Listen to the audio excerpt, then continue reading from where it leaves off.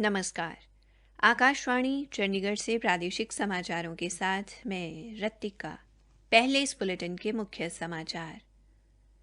प्रधानमंत्री नरेंद्र मोदी ने प्रधानमंत्री किसान सम्मान निधि योजना के तहत दिए जाने वाले वित्तीय लाभ की 9वीं किस्त जारी की। प्रधानमंत्री ने कहा कि देश की कृषि नीतियों में छोटे किसानों को सर्वोच्च प्राथमिकता दी जा रही है।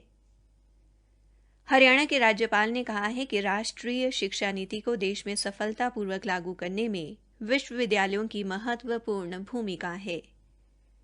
हरियाणा के बिजली मंत्री ने कहा है कि 20 अगस्त से शुरू हो रहे विधानसभा सत्र में वे अपने विभागों के लिए सदन में कुछ प्रस्ताव ला सकते हैं।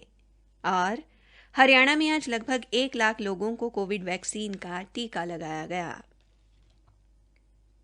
देश भर में 18 वर्ष से अधिक आयु के सभी लोगों के लिए सरकारी केंद्रों में निःशुल्क टीकाकरण अभियान चलाया जा रहा है।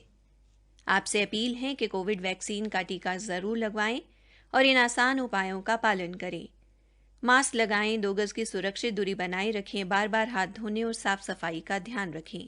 अब समाचार विस्तार से।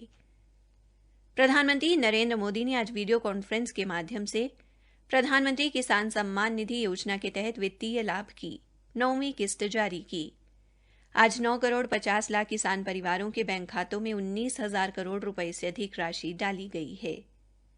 प्रधानमंत्री ने कहा कि देश कुछ ही दिनों में आज़ादी का अमृत महोत्सव मनाने जा रहा है और ये लोगों के लिए ये तय करने का अवसर है कि वे 25 वर्षों में देश को कहां देखना चाहते हैं। उन्होंने कहा कि 2047 में भारत की स्थिति तय करने में किसानों की बड़ी भूमिका है, जब देश आज़ादी के 100 वर्ष पूरे करेगा। श्री मोदी ने कहा कि यह भारत के कृषि क्षेत्र को एक दिशा देने का समय है, जो नई चुनौतियों का सामना कर सकता है और नए अवसरों का लाभ उठा सकता है। श्री मोदी ने कहा कि चाहे खरीफ हो या रबी सीजन, सरकार ने न्यूनतम समर्थन मूल्य पर किसानों से अब तक की सबसे बड़ी खरीद की है। इससे धान उत्पादक किसानों के खाते में लगभग 1,70,000 करोड़ रुपए तथा गेहूं उत्पादक किसानों के खाते में लगभग 85,000 करोड़ रुपए पहुंच गए हैं। उन्होंने कहा कि देश में पिछले 6 वर्षों में दालों की पैदावार में लगभग 50% की वृद्धि हुई है। श्री मोदी ने कुछ वर्ष पहले दालों की कमी होने पर देश के किसानों से इनकी पैदावार बढ़ाने का आग्रह किया था। प्रधानमंत्री ने कहा कि खाद्य तेल में आत्मनिर्भर बनने के लिए खाद्य तेल के लिए राष्ट्रीय मिशन ऑयल पाम शुरू किया गया है, ताकि ताड़ के तेल का उत्पादन बढ़ाया जा सके। इस मिशन के माध्यम से खाद्य तेल उत्पादन में 11,000 करोड़ रुपए का निवेश किया जाएगा। उन्होंने कहा कि सरकार ये सुनिश्चित करेगी कि किसानों को गुणवत्तापूर्ण बीजों से लेकर नवीनतम तकनीक तक सभी सुविधाएं मिलें। श्री मोदी ने कहा कि भारत पहली बार कृषि निर्यात के मामले में दुनिया के शीर्ष 10 देशों में पहुंचा है। देश ने कोविड-19 के दौरान कृषि निर्यात के नए रिकॉर्ड बनाए हैं। उन्होंने ये भी कहा कि देश की कृषि नीतियों में छोटे किसानों को सर्वोच्च प्राथमिकता दी जा रही है। श्री मोदी ने कहा कि पिछले वर्षों में छोटे किसानों को सुविधा और सुरक्षा प्रदान करने के लिए गंभीर प्रयास किए गए हैं। प्रधानमंत्री किसान सम्मान निधि योजना के तहत अब तक किसानों को 1,60,000 करोड़ रुपए दिए जा चुके हैं। प्रधानमंत्री ने प्रधानमंत्री किसान सम्मान निधि योजना के लाभार्थियों से भी बातचीत की। हरियाणा के राज्यपाल बंडारू दत्तात्रेय ने कहा है कि राष्ट्रीय शिक्षा नीति को लागू करने वाला हरियाणा पहला राज्य है। राज्यपाल आज राजभवन में हरियाणा विश्वविद्यालय के कुलपति एवं कुल सचिव की 1 दिवसीय कार्यशाला को संबोधित कर रहे थे। इस अवसर पर हरियाणा के मुख्यमंत्री मनोहर लाल व शिक्षा मंत्री कंवरपाल भी उपस्थित रहे। उन्होंने कहा कि नई शिक्षा नीति के लागू होने से पूरे देश में एक नए युग की शुरुआत हुई है, जिससे भारत का नवनिर्माण होगा और युवाओं का भविष्य भी स्वर्णिम होगा। राज्यपाल ने कहा कि शिक्षा की क्रांति में हम सबको बढ़ चढ़कर भाग लेना होगा और राष्ट्रहित में भारत के भविष्य को नई शिक्षा नीति के अनुरूप ढालने का सकारात्मक प्रयास करना है।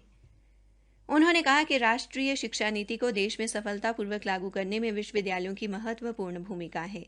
इस नीति के तहत विश्वविद्यालयों में वर्तमान समय की मांग के अनुसार नए रोजगार उन्मुखी पाठ्यक्रम शुरू किए जाएंगे। उन्होंने कहा कि कई विश्वविद्यालय नए पाठ्यक्रमों की शुरुआत कर चुके हैं और ये बेहद सराहनीय कार्य है। कार्यशाला में हरियाणा के मुख्यमंत्री ने सभी विश्वविद्यालयों के कुलपति व कुल सचिवों का आह्वान किया कि वे शिक्षा के आयाम को उच्च स्तर पर ले जाने का मुख्य ध्येय बनाएं और उसे निर्धारित समय अवधि में पूरा करें, ताकि इसका लाभ प्रदेश के हर युवा को मिल सके। उन्होंने कहा कि प्रदेश में नई शिक्षा नीति के सारे प्रावधान वर्ष 2025 तक पूरा करने का लक्ष्य रखा गया है। प्रादेशिक समाचार आकाशवाणी चंडीगढ़ से प्रसारित किए जा रहे हैं। हरियाणा के बिजली मंत्री रणजीत सिंह ने कहा है कि 20 अगस्त को हरियाणा विधानसभा का सत्र शुरू होगा। उन्होंने कहा कि विधानसभा सत्र में सरकार अपने कामकाज का ब्यौरा देगी। आज सिरसा में पत्रकारों को यह जानकारी देते हुए उन्होंने कहा कि वे भी इस सत्र में अपने विभागों के लिए सदन में कुछ प्रस्ताव ला सकते हैं।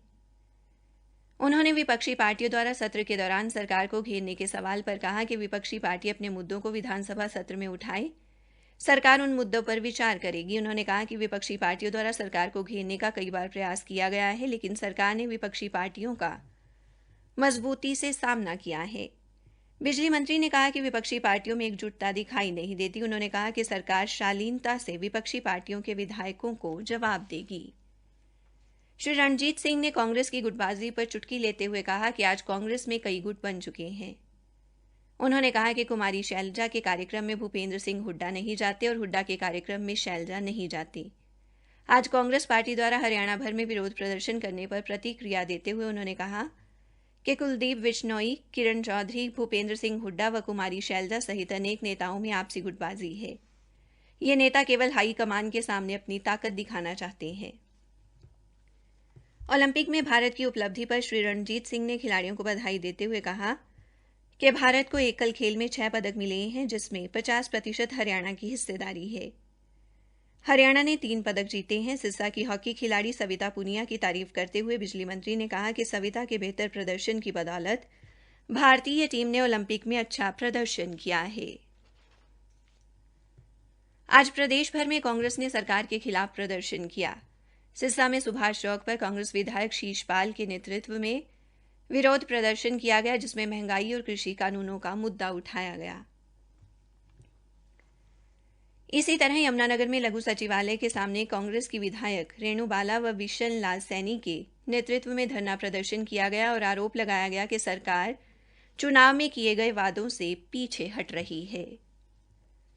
हरियाणा में आज 840 स्थानों पर लगभग 1 लाख लोगों को कोविड वैक्सीन का टीका लगाया गया। प्रदेश में अब तक लगभग 1,28,70,000 नागरिकों को कोविड रोधी टीका लगाया जा चुका है। पंचकुला में आज लगभग 3,242 लोगों को कोविड रोधी टीका लगाया गया। वहीं फरीदाबाद में आज 15,148 नागरिकों का टीकाकरण किया गया।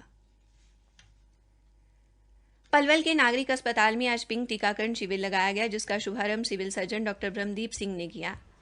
सिविल सर्जन ने बताया कि पलवल जिले के सभी चिकित्सा केंद्रों व नागरिक अस्पताल में गर्भवती महिलाओं का टीकाकरण किया जा रहा है।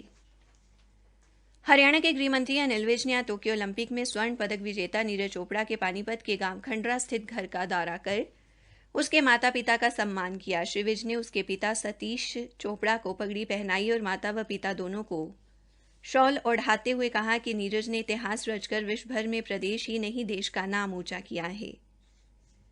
हमारे संवाददाता ने बताया है कि श्री विज स्वास्थ्य खराब होने के बावजूद अपनी भावनाओं को नहीं रोक पाए और नीरज के माता पिता के चरण स्पर्श करने उनके गांव पहुंच गए। श्री विज ने कहा कि नीरज ने प्रदेश के ओलंपिक में स्वर्ण पदक जीतने की आस को पूरा किया है। उन्होंने कहा कि सरकार की नीति के अनुसार नीरज को 6 करोड़ रुपए देकर सम्मानित किया जाएगा। हरियाणा में आज भारत विकास परिषद द्वारा कई जगह तीज उत्सव मनाया गया। फरीदाबाद के तेरापंथ भवन में महिलाओं द्वारा तीज उत्सव पर सुंदर सामूहिक नृत्य प्रस्तुत किया गया। इस अवसर पर फरीदाबाद के उप महापौर मनमोहन गर्ग भी मौजूद रहे। भिवानी में परिषद द्वारा तीज की पूर्व संध्या पर आयोजित कार्यक्रम में महिलाओं ने सज धज कर हिस्सा लिया। हरियाली तीज मनाने पहुंची महिलाओं ने कहा कि वो इस त्योहार को हरियाली तीज व परिवार मिलन समारोह के रूप में मना रही हैं। अंत में मुख्य समाचार एक बार फिर। प्रधानमंत्री नरेंद्र मोदी ने प्रधानमंत्री किसान सम्मान निधि योजना के तहत दिए जाने वाले वित्तीय लाभ की 9वीं किस्त जारी की। प्रधानमंत्री ने कहा कि देश की कृषि नीतियों में छोटे किसानों को सर्वोच्च प्राथमिकता दी जा रही है। हरियाणा के राज्यपाल ने कहा है कि राष्ट्रीय शिक्षा नीति को देश में सफलतापूर्वक लागू करने में विश्वविद्यालयों की महत्वपूर्ण भूमिका है। इसी के साथ प्रादेशिक समाचार समाप्त हुए।